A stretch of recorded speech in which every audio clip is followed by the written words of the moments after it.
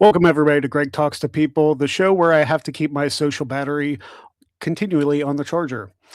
On today's show, we have from Fightful and Between Two Beers. I know exactly why you're shaking your head. It's JPJ. Welcome to the show, sir. First of all, thank you for having me. Of course. Second of all, how dare you? How dare you wear that jersey in my midst? In my midst. We have to. If we were in the same room, you wouldn't be wearing that jersey. I'm kidding. I'm not one of those. I do hate the Yankees, but I'm not. No, I could be sitting at Fenway next to a Yankee fan, and most likely we'll have decent conversation. I'll rag on him, and he'll rag on me. Nowadays, they're probably kicking our ass, so I don't have much to say. But yeah, I'm not one of those I'm not going to fight anybody if I see, but I despise that baseball team. We'll get into it a little bit later. But thank you for having me. I'm excited to be here. Of course. So my first question for you is a question that I typically ask everybody. How did you get into wrestling in the first place? So I don't know. I think I was at my grandparents'. So I'm a little older. No, I'm not old by any means, but the first wrestling thing I remember is SummerSlam 1992. Me too. Wembley Stadium. The first match is the Legion of Doom, and it's out it was daytime, and it was all this. And I just vividly remember being little. I was born in 1985. I'm 41, so 86. I was probably 7 or 8 at this time. I was a kid. Yeah. And I just remember seeing the Legion of Doom, and I was like, "What is this?" They had the shoulder pads. They were on the motorcycle. Paul Ellering had the doll. And it was just like, what is this? And then that's the first thing I remember watching. And then, luckily in that age, when I was little, I just started getting into it and watching it. My parents weren't into it. My dad wasn't into it. He watched it with me and took me to events when I was younger. I was lucky enough that, he was one of those guys. He was like, yeah, let's go. He brought me to WrestleMania 14 when I was nice 13 years old in Boston, So but yeah, SummerSlam 92 is the first thing I remember. I believe I was at my grandparents' house. So my grandfather was a big Bruno Sammartino guy. I remember him. He would talk to me about him before I even knew what that meant. So I think it was on my grandparents, and I saw that, and I saw the Legion of Doom, and I was hooked. They were superheroes to me. I'll tell you what, it's very funny how small of a world this is, because much like you, SummerSlam 92 was my first show. Yeah. And my dad talked to me about Bruno Sammartino too. And maybe it's because, Sammartino's from the Pittsburgh area. So here it carried a little bit more weight, but that's very funny that our stories are similar. Yeah. So you currently do Coast to Coast with Auntie Collins. Great show. And I just had her on the show. And you also do Between Two Beards with Pluggo, another great show. Thank you. So what makes those two shows so special, and what really got you into doing those shows to begin with? So with Beards, me and Pluggo have been doing Beards for 5 years now. This is our 5th year. So we've been doing it for a while. So I've always loved pro wrestling. I went to school for radio and TV, my dream job, still kind of, but my dream job as a kid is I wanted to be on sports radio. That's what I wanted to do. I wanted to be one of those people that I was listening to in the car with my dad when I was a kid, and then on the radio myself when I started to drive. I wanted to do that. And I've always loved pro wrestling. And I dabbled on podcasts and stuff like that, but very stuff that I started it was barely saw the light of day. And I ended up linking up with Love Wrestling, and me and Pluggo ended up being on a WrestleMania thing in 2021 when, and I just dug his vibe. I was like, this feels like a guy that I would be friends with if I knew him, we would be friends. And then we started Beards, and it's just kind of been a magical ride since. I think the rapport between me and Pluggo is really what is special about that. It doesn't feel like, oh, all right, it's Thursday night, I got to go do this show. It feels like, all right, I get to go talk for a couple hours about wrestling with my best friend, with my bud, and I think that comes across. even though sometimes we want to kill each other, but that's natural. We've known each other for 5 years. It's a natural, we have our disagreements and our things like that, but I think it's that rapport, and we just want it to be. There's a lot of wrestling content, a lot of wrestling people that talk about the wrestling shows. You can watch a million different shows. And we didn't want to just be, okay, let's go over match by match by match by match, everything. No, we just wanted to be fun and do random stuff, have random skit, and I think that is just how it goes. And as far as coast to coast with Auntie, with Collins, like the first time that her and I were on screen together, I knew immediately. I was like, I would like to do something with this person. I think we just hit it off. We made each other like laugh, just being goofy and the jokes and like the wrestling related funniness that we did. Yeah. And I just knew, and we had her on Beards a few times, and we kind of mingled and stuff like that. And I always told her, like, hey, if you have an idea for something, I am down. Like I think we would do well. Like I think this would go really well. Like I like our vibe. And everything came together, and I think it's been a really good thing. Like I think we've already built like a pretty decent community on Fightful Overbooked on Sundays. You're obviously in the chat almost every Sunday. I think we just have a good vibe. I think we take it serious without taking it too seriously. And I just think it comes across that way. I think it does. Yeah, it does. It yeah, absolutely does. And I try to catch it because I work like Sunday morning, Sunday afternoon. So I always at least try to make an appearance. Yeah. So one of the things that everybody has to deal with, content creators and really anybody who has any kind of online presence, you have to deal with criticism. So how do you personally deal with any hate? Because it seems exacerbated with people who have any association with Fightful, I've noticed. So how do you deal with that?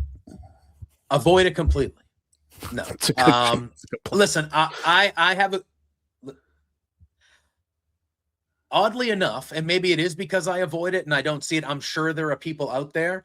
I don't really feel like I see a lot of that, if there is that. I mean, I just started under the Fightful banner personally. Like I've been friends with those people, and I've been on, before and like things, but like this is my first like really weekly thing for that brand, that company. So I don't know. I haven't received a ton. Like I've worked in retail my whole life. I have been bombarded by the worst kind of people you could utterly imagine. And I've worked in environments where feedback is constant all the time. Right. And I feel like that has actually helped me when it comes to that, because I know the difference between criticism, actual criticism, and somebody, am I allowed to swear? Oh, yeah. Somebody being a piece of shit. I know the difference. And again, I grew up chubby. I grew up as a big guy. I've been ridiculed. Again, this is not a woe is me thing. It's not that. Right. But like I've been picked on, ridiculed, comments. What's the easy thing? You get in a disagreement with somebody when you're 13. What's the oh, fat ass. Oh, there, you fat F, you fat fuck. Yeah. I put up it's not that I'm, I get emotional. I'm not going to sit here and pretend it doesn't bother me from time to time. Like I have my moments. Everybody does. We're human. But like I don't know. I think just kind of the workspace and growing up that way, and I've just kind of developed a thick skin over time, even though it gets chipped away a lot, obviously. But like, that shit just doesn't bother me. I'll go at somebody. Like I have fun, like going at people. Right. Like I'll tease, I'll bring them. Okay, you want to come at me? All right, well, let's go. And people will say, "Oh, you shouldn't waste your time," but to me, it's fun. I'm like, no, he fucked with me, so I'm gonna fuck with him. Then that's maybe that's the Boston in me. I don't know. We have a very distinct breed of people, and we don't really. Boston people are super nice, but we don't take shit. And so I just kind of grew up that way. And like my uncles and my cousins it was all love. Like it wasn't like a bad thing, but like we talk shit about each other. Like that's just kind of, that's kind of what it was. So it kind of just bounces off of me. Luckily there are moments, but yeah, I mean, everybody has their moments. Yeah. Now, your social media handle is JPG Loves Gaming. And I've been fortunate enough to catch a couple of your streams where you're playing NCAA football. Mhm. Fantastic game, by the way. Mhm. And I just saw that you were doing something with the latest release of MLB The Show. Oh yeah. So, what is it about gaming and specifically sports games that you enjoy so much? Um, Baseball is my favorite sport, so I play MLB The Show a ton. But I'm just a huge sports guy. Like I watch, I'm the type of sports guy that like if I'm hanging around and there's nothing going on, like I'll be watching any sport that's on Like if there's a sport on television, I'm probably watching it. Mhm. I played baseball when I was younger. I love baseball. It's like my first love of sport was baseball. Mhm. So I just love playing the game itself. And it was during kind of the pandemic and stuff like that. Like I was still working through the pandemic because Mhm. a lot of retail didn't really shut down, you know? Right. So I was still working, but like when I would get home from work, like I was just playing video games and I had a couple friends that kind of streamed a little bit and they were like, hey man, like you play games, like you're an animated guy, like you should just, try it.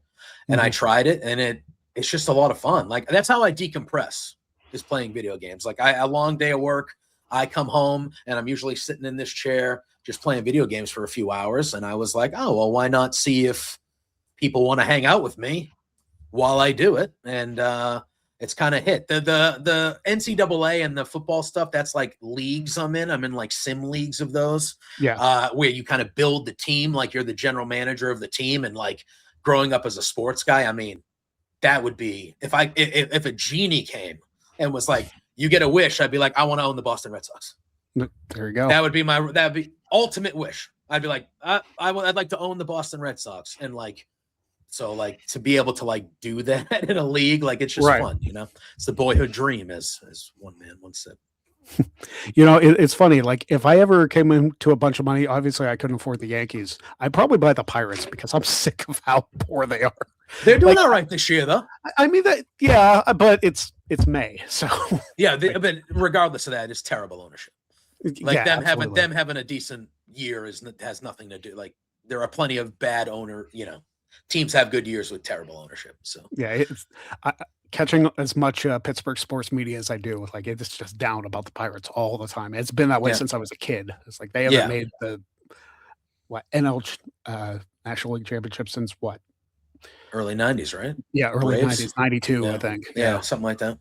But yeah, yeah. So again, when it comes to the games, like it's something that I did all the time anyway. So I was just kind of like, you know what, I'll give it a whirl. And then I started like once I had like people that were following along like with Beards, like when Beards started and we started getting Mhm. a little bit of a following, I noticed that some people that watch Beards would kind of come hang out with me while I was playing games, and then it just kind of grew to be that. So most of the times I'm playing the games very badly and I yell, and I think people also enjoy that. So Yeah, people do enjoy watching other people be frustrated. It's the weirdest thing. yes. And in most of those games, I'm so bad that I am usually frustrated. So I need to find wherever my Xbox is and get into MLB The Show. I don't think I've played baseball games for a number of years. I don't think I've ever completed a single season. that's fair. That's fair.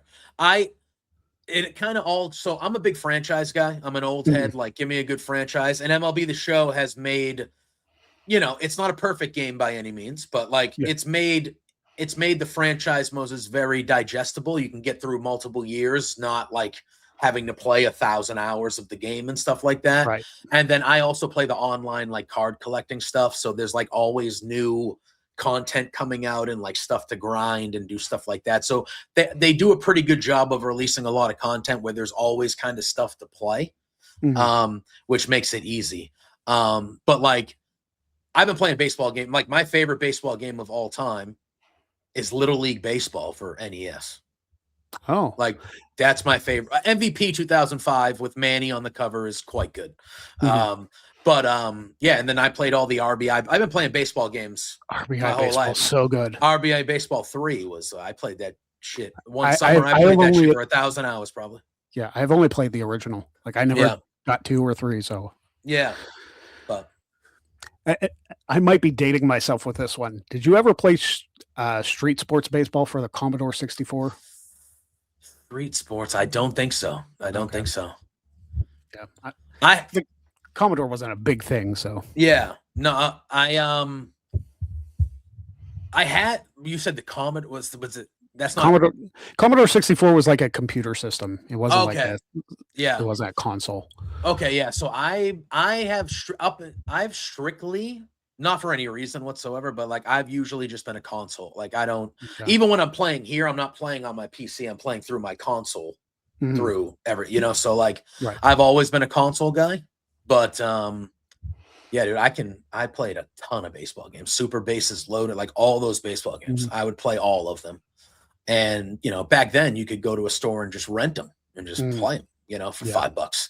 And it was just a different world. Now it's like, nope, you got to buy it to get it. And if you don't like it, tough crap, it's like, all right, well, it's just a different thing. Yeah, exactly. It's just a different world. But MLB The Show's, look, if you like baseball, it's a good game. It's a good game. It's a lot more complicated though than those games. So I don't know what the last baseball game is you played, but there'd be a learning curve. You would have to like learn how to play for a bit, probably. I'm sure. Yeah. All right. So we're going to get into this because we're very much sports rivals. Obviously, we talked about you're a Boston Red Sox fan. I'm a New York Yankees fan, but also you're a New England Patriots fan, and I'm a Pittsburgh Steelers fan. Which almost as disgusting.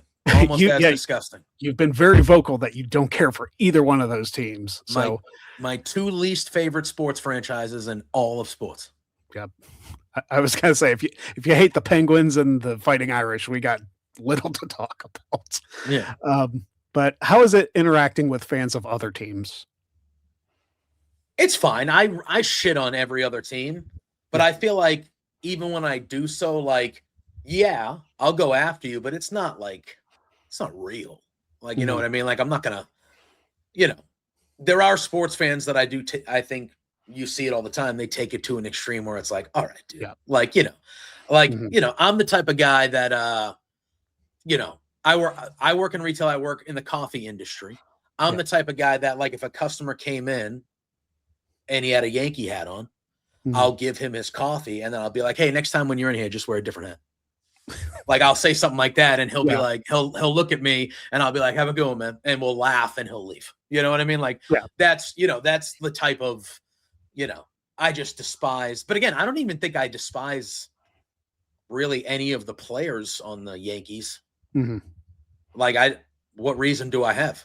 Like there's nobody on that team that I feel like is like, oh, I hate that guy. Whereas like, there's always been that guy, but like even Judge, like, he seems like a cool guy. Like, you know what I mean? Like, I don't want him to do well when he plays my team. But it's very much like when David Ortiz was playing, and I was just so annoyed by him. But like, I had the utmost. But a lot of your fans hated David Ortiz. I didn't hate David Ortiz. Like, obviously, I didn't root for him because he played for Boston, but he was just so good and was just so annoying. Yeah, but see, like when the rivalry was at its height, in the early 2000s, I hated guys on your team. Like I still hate. Sorry if listen. I'm gonna probably say some names that the Yankee fans are not gonna like, but I hated Jorge Posada. Hated him. Hated Hideki Matsui. You probably hated Mariano Rivera too. No, he was really. I loved, because all right. At the beginning of 2005, we had just won our World Series, and I think we played you guys first. He blew a couple saves. He blew a couple saves early on, I think in 2005. Maybe to Detroit, he blew like 2 out of the first 3 saves. Something crazy. And then the Red Sox were having their home opener. And or maybe it was the first time since 2004 because he blew 2 saves in the ALCS to us on the comeback, right? Yeah. So it was the first time he was at Fenway in 2005. And when they introduced him, when they do the introductions, because it's opening day, we gave him a big round of applause, kind of like, jerking his chain. And he tipped his cap and was laughing. And I was like, that guy gets it. I go, that guy gets it. And I think look, he's the best ever at that position. Like that's but I always respected Rivera. He was just good. Jeter was one that I had to grow to respect. I hated him early on. He was a cocky piece of shit. He was good and he won all the time. So I got it. I understood it even as a young teenager, but I hated him. But as he became a veteran and I became an older human being, I grew to respect him. I still don't think he should have got a standing ovation at Fenway Park in his last game. I think we should have acknowledged him and clapped. I think it was out of respect. And at the end of the day, like, I think that was a classy move by Boston fans because he was as much as he was on the other side, he was the central figure. He was the Yankees. When you thought about the Yankees, you thought about Jeter. And so he was as important to that whole thing as any of our players on our team, you know. Now I'm going to ask you about somebody who I actually share a birthday with, Johnny Damon. Traitor. He got inducted into the Red Sox Hall of Fame, I think, on Tuesday night, and I almost threw up. Threw up. Great player when he was here. Loved him. Traitor. Turncoat. Benedict Arnold. Get out of here. I don't know. Want nothing to do with it. I had to ask. All right. Now, going back to the content creation, do you have an ultimate goal with what you're doing that you want to achieve? Is there something that if you worked hard enough and like, okay, this is what I want to get to by doing this? I mean, I would love to get something full-time out of it. That's fair. That is, whether that's on the wrestling side of things where I'm doing the shows and, you know, one of them turns into, you know, something that, you know, again, I care more about the time I'm having when I'm doing it. But, you know, it would, listen, I think we're all kidding ourselves if we wouldn't want to like do something like this as our job. Like there's a reason why we do it because we're passionate about it. If this could be your job, you would want this to be your job, right? So right. Like, yeah. So I'm not going to try to like give some fancy, like, yeah, I would like some, you know, whether it would be, hey, I earn enough with streaming on Twitch or whatever that I can do that full time. And then I can still do the wrestling stuff because this pay, you know, like whatever, like, yeah, like I would love this to be a full-time thing because I care about it. I feel like I'm passionate about the things I do and the things I talk about. And I feel like the people that, you know, you know, it's a small community. I'm a small potato, you know, but like I enjoy the people I do it with, and the community we built, I think, is a community of good people. So like, I have a great time, but I'd be kidding myself if I was like, yeah, dude, I would love to do this as a job. I would love to do it. It'd be a lot of fun. Absolutely. Yeah. Now, throughout your creation journey, who would you say has helped you the most? And is there anyone that you think deserves their flowers that has been influential to you?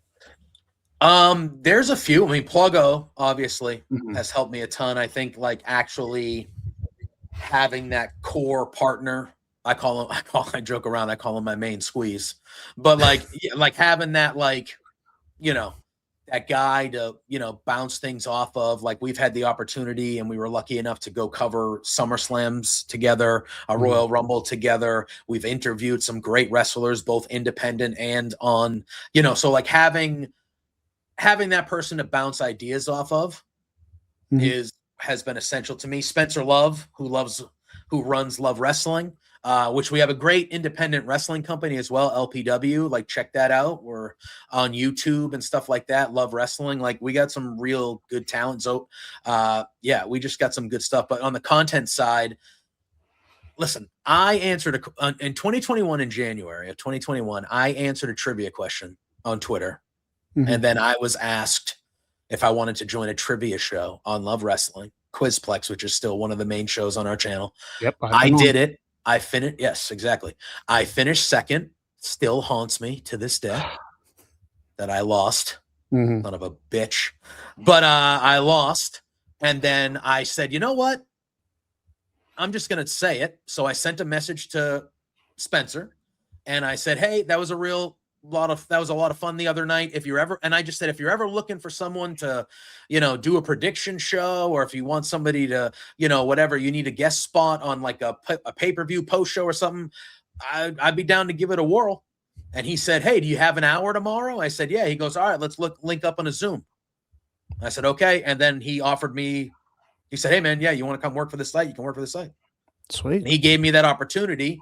And I was doing, and then when me and Pluggo started Beards, it was really Spencer learned really early on that Pluggo and I had really strong ideas, but we were doing things the right way and tastefully, and even the goofiest, weirdest stuff we were doing was like had good hearts behind. Like it was, it wasn't anything that was gonna, get us in trouble or do anything like, not great, Yeah. And he's never said no. He's never said no to anything we wanted to do.